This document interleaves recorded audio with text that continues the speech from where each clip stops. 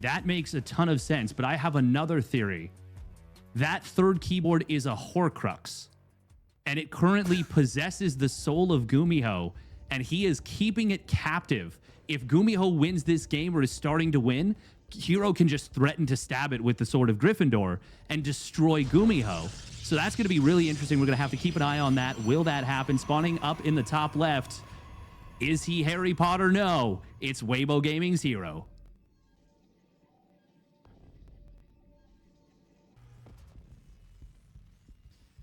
Down here in the bottom left-hand side of the map, apparently Voldemort, it is our blue Terran player from Cloud9. He is GuMiho.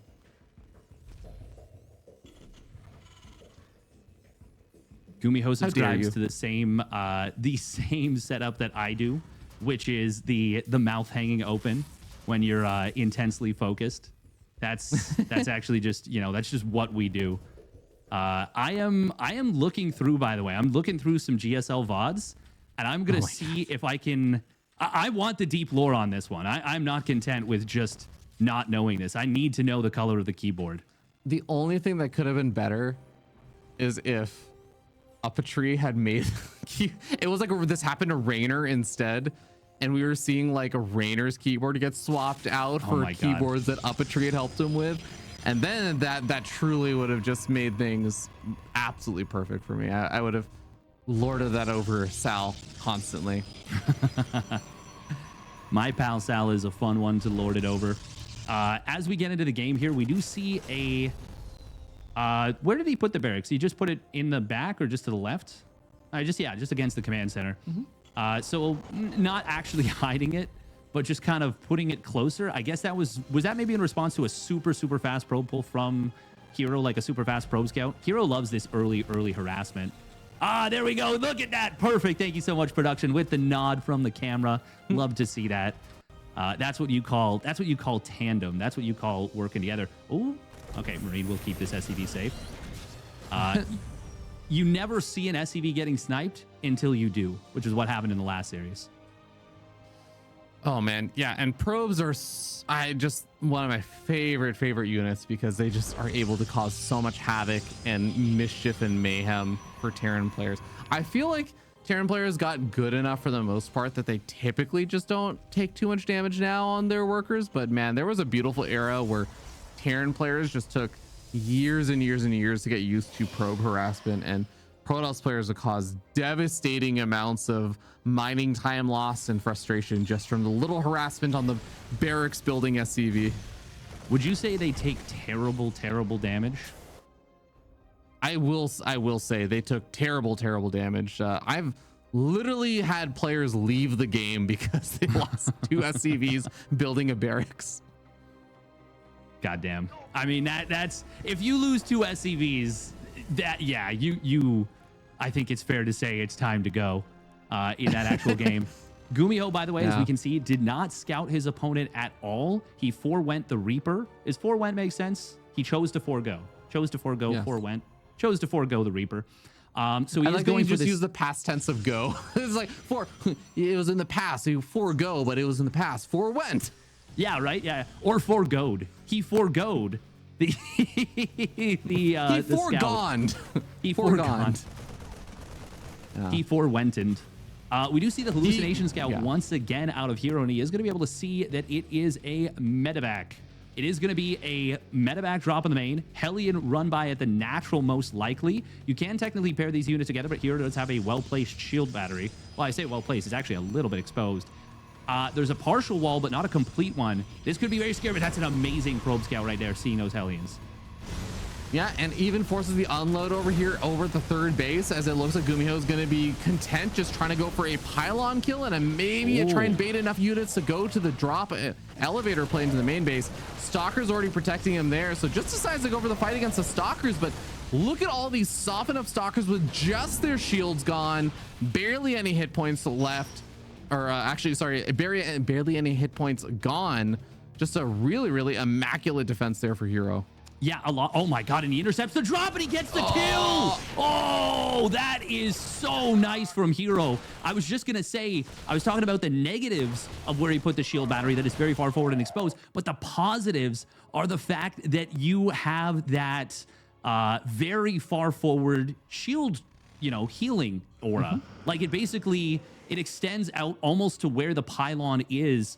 Not in terms of its actual physical location, but where it is like relative. If you were to draw a line, like where they meet up, north and east, or south and east, I guess. It almost extends out to there, which allowed him to re-engage in the fight very quickly and enabled him to get a lot of damage on that drop. A little bit of a greedy pickup from GuMiho, ends up getting monster punished, and this is a fantastic start, a flying start for herO in game number 1. Yeah, that was it wasn't necessarily damage that GuMiho was looking to try and get a massive lead in the game or anything with, but it was damage that he was somewhat committed to, in the sense that he had a fair number of his early game units and investments in that push or in that little pressure play. And the point is that he was supposed to be able to escape out alive.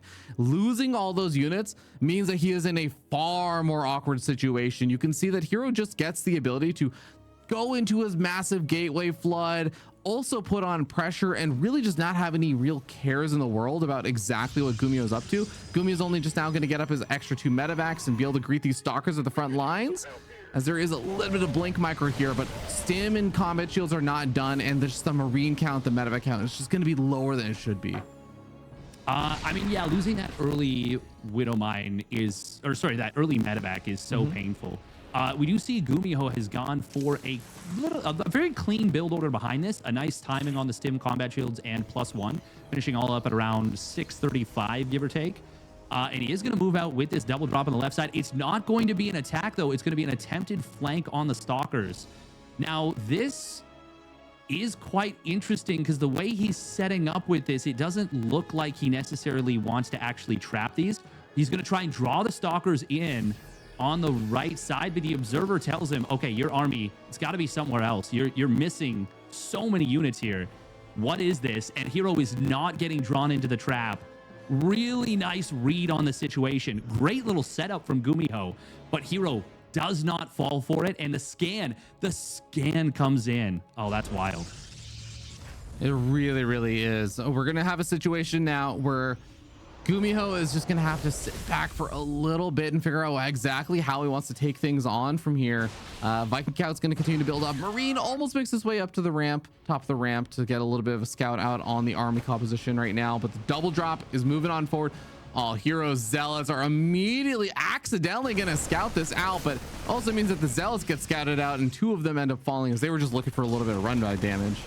Yeah, but herO's position is so good. He can afford to lose 2 zealots in exchange for not taking any damage to this drop. And as we can see here, maybe even hunting it down. GuMiho wisely got off the map. He knows that herO is in a good position, doesn't want to mess around. This is just such an amazing start for herO. He's got the double forge online, 4 probes at a time, 4 bases up and running. The Colossus tech is started up. Does he have extended thermal lance? It's already done, right? Surely. Yeah, it's already done. Yeah, he's got 3 Colossus very soon. And I wonder if GuMiho would even be able to hold a big push from herO if herO goes for it. We might find out. It looks like we're about to find out, yeah, because this is a big, scary army. Now, it is a lot of sentries and almost very little anti-air against Vikings, and not a whole lot of stalkers just in general. This is a very fighty army. But the stalkers, as we can see, yeah, they're not with it. They're somehow, I think they're sharking around for the double medevac drop, anticipating that that's still on the map. Okay, no, they were just at home. Yeah. They are going to eventually be able to join the fray with the rest of the attack. At this point, do you just wait for 2-2? I mean, it's like a minute out or something now. It's going to be a little bit of a delay, but you can also then join in with maybe like 1 to 3 disruptors with the attack, or do you just go for it at this point? Well, he's brought the stalkers forward, so he's certainly ready to go for it if he wants. He was able to blink forward and jump on top of a Viking. GuMiho kept those Marines, by the way. They've been hidden in the bottom left for like 3 minutes at this point, basically. Like, basically, since they could have moved out, they've been hiding down there, kind of just trying to control the space on the left side, find an opening. We do see that the army of herO is just so much scarier and so much more powerful, and he is getting in towards that +1 attack. Big blink forward into a huge Widow Mine field. He sniped a Viking, but takes some massive shots on the stalkers. However, is it going to matter? There's so much army for herO right here. Yeah, even with the BMPs blanketing all of the Zealots, there's simply just not enough units here for GuMiho. The medevac drop does come back in from behind. I thought maybe he was going to go for the counterattack damage, but he just decides he needs every single unit available, and it's still not enough here. You see that even as the Zealots are starting to disappear, the Colossus are just doing way too much damage. herO cleans house in the fight. That was the dream start for herO. And something we talk about when we talk about herO's play is that he oftentimes gets these amazing starts, but can't always capitalize on it. Sometimes he's too aggressive. Sometimes he maybe messes up the micro. Sometimes his crazy blinks come back and kind of haunt him. But in that game, nuh-uh. There was no hesitation, nothing wrong with that. That was clean. He threatened the attack and then didn't go until he knew he could actually win with it. Just fantastic stuff. Yeah, did a very, very solid job. Is looking super solid in his TVP. I'm so looking forward to seeing what exactly is going to come about in game number 2, because herO's looking on form, and it's just a Protoss fan who's enjoying seeing a Protoss player make a slightly deeper run into this bracket. I'm definitely happy, but I'm also excited to potentially see GuMiho maybe shake things up a little bit for game number 2. He is absolutely known as a player who has got a lot of different kind of things under his belt. So I feel like he's got to have more stuff that he can bring out over here against a player like herO. Oh yeah, the thing is, GuMiho is that multi-tooled player who has so many different aggressive options, so many different build orders, and he makes builds that don't necessarily look super viable. He makes them look viable. And that makes him so much scarier to deal with. However, herO just swatted that first attack away with so much. It almost felt like it was effortless. Like he destroyed that. And that is really disconcerting for a player when you're already down 1-0 in a series in a best of 3, and your opponent just shuts that down so hard and then never gives you a chance to get back into it. But we'll see if he can do something a little bit stronger in this game. Spawning down to the bottom right for Cloud9, it is GuMiho.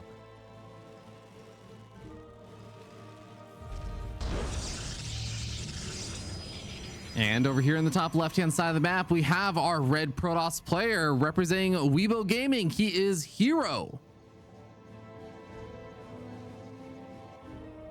Yeah, I just gotta say that if herO, it is feeling like we have seen a complete evolution of herO as a player. It feels like we are seeing the, because and it's funny because even in this tournament, we've already seen some crazy blinks. Even in this game, we saw one crazy blink.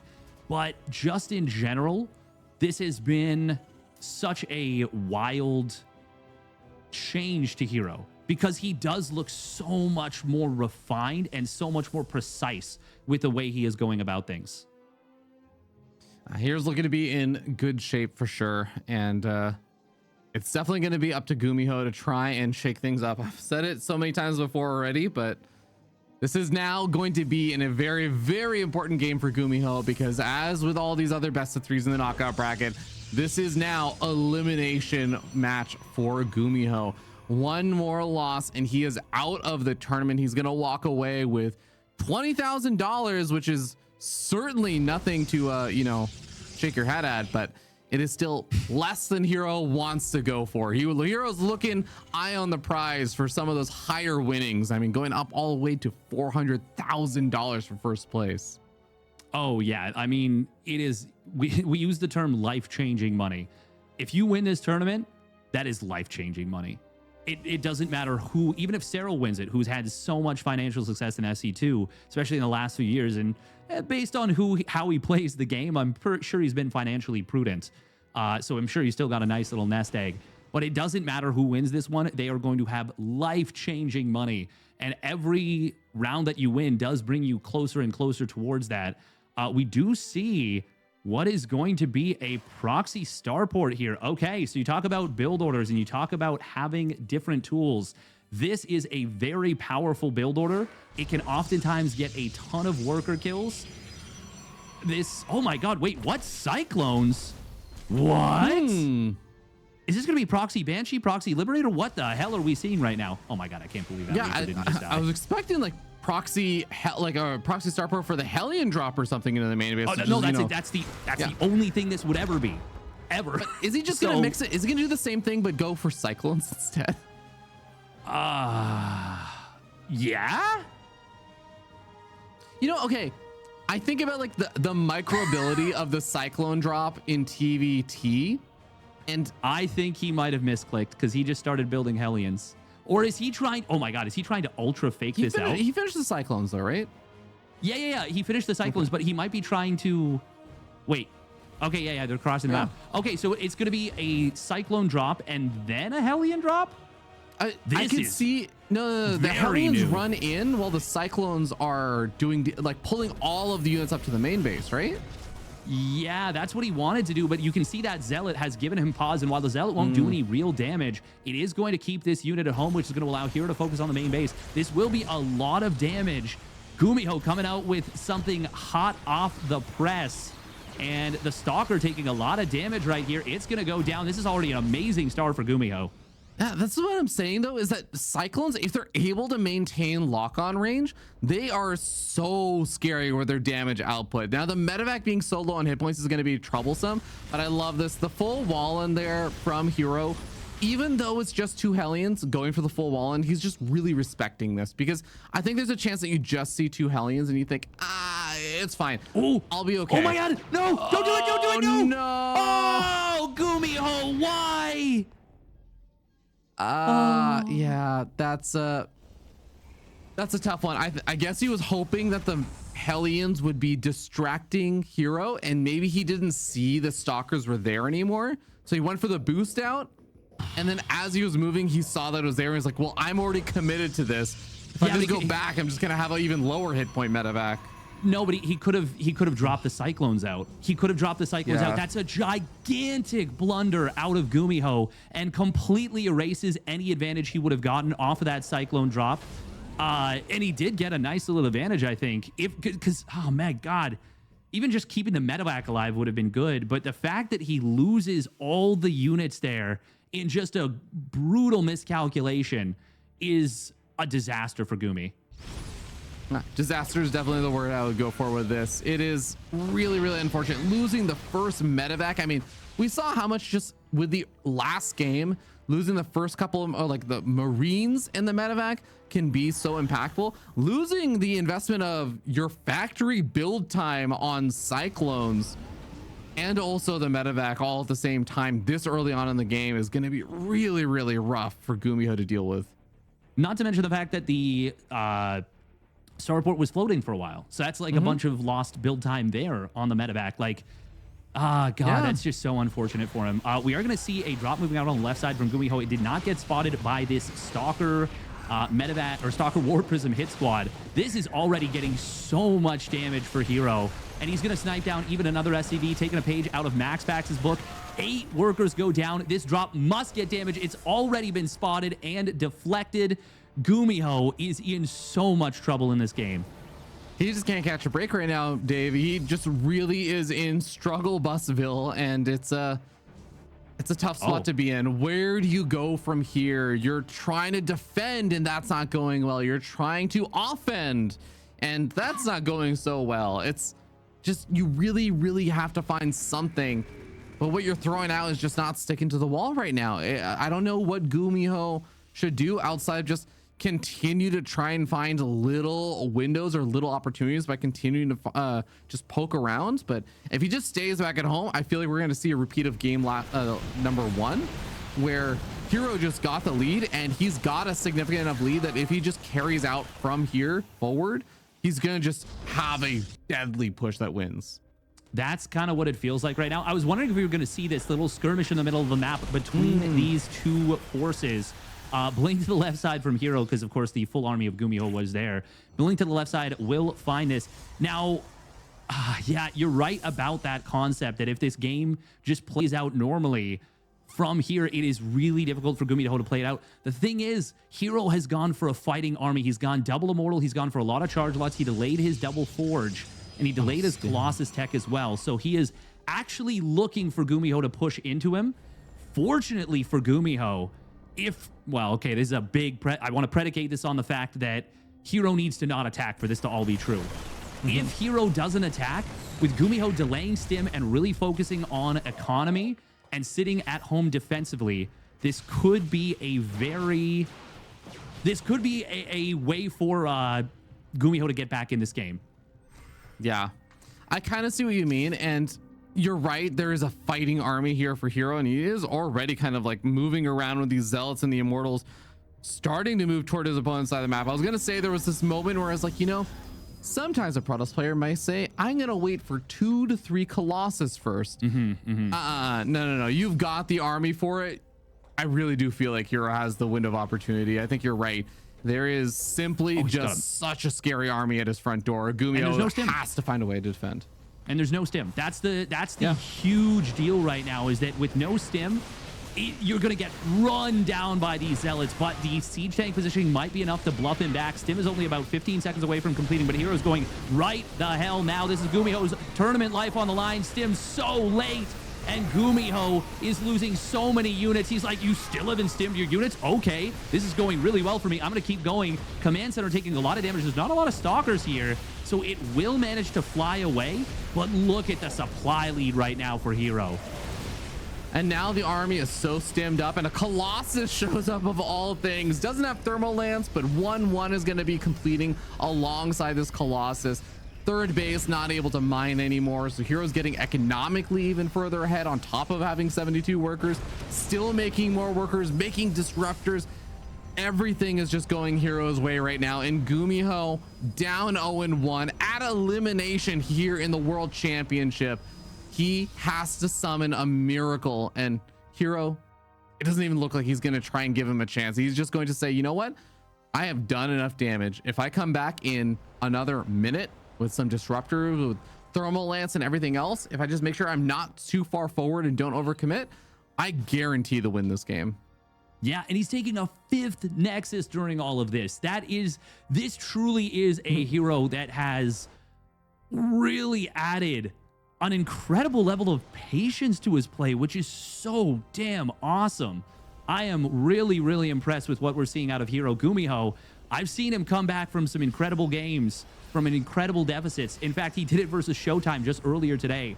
But this deficit, 2 bases to 5. We are likely to see the 5th base finish for herO before GuMiho can re-land his 3rd. 2-2 on the way. Like, there is just so many things that are going to keep GuMiho from actually coming back in this game. What's the gateway count out right now? We're at 8 gates, right? Yeah, 8 gates. So those are extra gates. We're going up to 12 gates right now as herO. He's got the 2-2 on the way. We are going to see GuMiho trying to secure this position. A massive collapse coming in. The army fully surrounded by the Zealots. Disruptor shot. Boom! That's a strike, baby. Another disruptor shot coming in, and it's a bigger one. GuMiho gets knocked out of the tournament by a stunning display from herO. Phenomenal job there by herO. Any kind of doubts formed from even little moments in game number 1 completely squashed in game number 2. herO looked immaculate, and he looks to be in potentially tournament winning condition. We'll have to see